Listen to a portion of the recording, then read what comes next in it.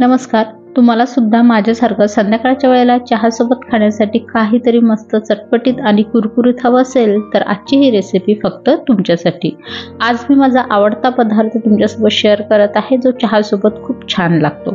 तर हा पदार्थ बनवण्यासाठी एका पॅनमध्ये किंवा कढईमध्ये 1 कप एवढं पाणी घ्यायचं. नॉर्मल रूम टेम्परेचर असलेलं पाणी घ्यायचं.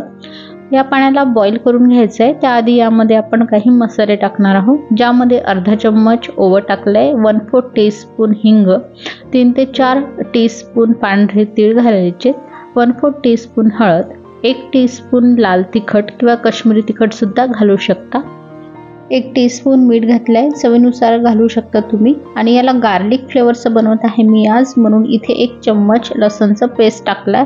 जर तुम्ही लसण वगैरे खात नसाल तर स्किपही करू शकता. नंतर यामध्ये 1 चम्मच तूप टाकायचं, साजूकवालं. तेलही टाकू शकता तुम्ही, पण तूप टाकल्यामुळे हा जो नाश्ता आहे तो मस्त कुरकुरीत होतो, म्हणून शक्यतो तूप टाकायचं. तूप मेल्ट झालं आणि पाण्याला अशी उकळी आली की आता यामध्ये 1 कप एवढं तांदळाचं पीठ घालायचं. तांदळाचं पीठ आता बाजारामध्ये इझिली अवेलेबल आहे, किंवा तुम्ही मिक्सरला तांदूळ फिरून बारीक पीठ चाळून घेऊ शकता. सोबतच यामध्ये 2 टीस्पून एवढं बेसन घालायचं. बेसनमुळे छान बाइंडिंग येते. आणि गॅसचा फ्लेम एकदम लोवर करून आपल्याला हे पीठ मस्त पाण्यामध्ये मिक्स करून घ्यायचं, म्हणजे आपल्याला उकड काढायची आहे.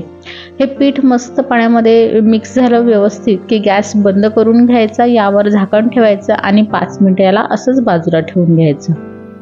5 मिनिटं झालेली आहेत बघा, याला मस्त वाफ आलेली आहे.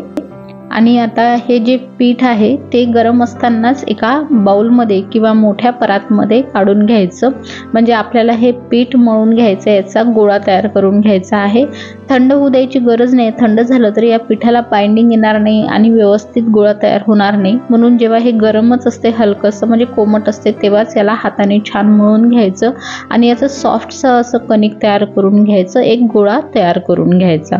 हाताला थोडं गरम लागेल, पण नंतर आपोआपच हे थंड होतं. बघा, अशा प्रकारे गोळा तयार करून झाला आहे. बाइंडिंग पण व्यवस्थित आलेला आहे. लगेचच याचा आता हे कटगोळे करायला घेऊया. तर यासाठी एक थोडंसं मोठं किंवा बॉल साईजचं, लिंबू साईजचं वगैरे पेढा हातामध्ये असा गोळा तोडून घ्यायचा. याला हातावर छान मळून घ्यायचं, म्हणजे हा अजून एक जीव होईल आणि तुटणार नाही. आणि नंतर असं चॉपिंग बोर्डवर किंवा किचन प्लॅटफॉर्मवर ठेवून त्याला अशा प्रकारे रोल करायचं आणि याचे छोटे छोटे तुकडे करून घ्यायचे.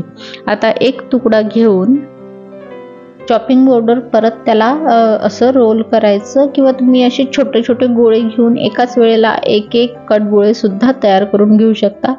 या कटगोळ्यामध्ये मी माझा ट्विस्ट टाकला आहे. तर इथे मी भिजत घातलेली मुगाची डाळ घेतलेली आहे, बिना सालाची. ती अर्धा तास आधी गरम पाण्यामध्ये भिजत घातली होती आणि आता छान मुरली आहे.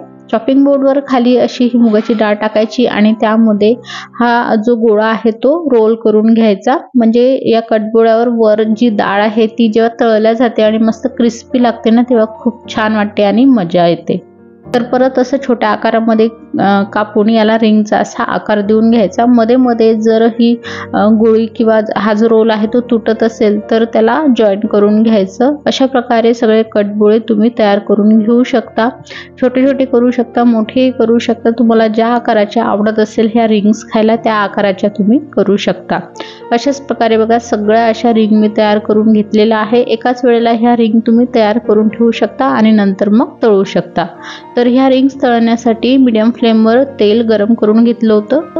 तेल गरम झालं की यामध्ये ह्या रिंग ज्या आहेत त्या सोडून द्यायच्या. एका वेळेला तेलामध्ये जेवढ्या रिंग बसतील तेवढ्याच रिंग टाका, नाहीतर तेलाचं टेम्परेचर डाऊन झालं की ह्या रिंग ज्या आहेत त्या क्रिस्पी होणार नाही. आणि नंतर मग लो टू मिडियम फ्लेमवर ह्या रिंग्स जोपर्यंत मस्त क्रिस्पी होत नाही, आपण जेव्हा झारा यामध्ये तेलामध्ये चालवतो तोपर्यंत ह्या रिंग्स झाऱ्याला कडक लागत नाहीत, तोपर्यंत तळून घ्यायच्या, किंवा जोपर्यंत याचा कलर बदलत नाही, थोडा डार्क होत नाही, तोपर्यंत तळून घ्यायचे. साधारणतः 3 मिनिटं लागतात ह्या रिंग्स तळण्यासाठी आणि क्रिस्पी होण्यासाठी. तर बघा, इथे रिंग्स तळून झालेल्या आहे. आपण तेलामधून बाहेर काढून घेऊया.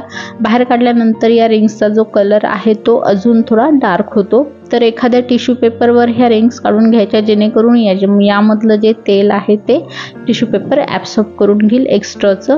तर अशा प्रकारे ह्या क्रिस्पी कुरकुरीत अशा रिंग्स तयार करून घेतलेल्या आहे। आमच्याकडे याला कटबोळे म्हणतात किंवा चाकोडी सुद्धा म्हणतात। तुमच्याकडे या रिंग्सला काय म्हणतात मला नक्की सांगा। आणि हो, संध्याकाळच्या वेळेला चहासोबत खाण्यासाठी प्रवासामध्ये नेण्यासाठी एकदम मस्त जबरदस्त रेसिपी आहे, नक्की करून बघा।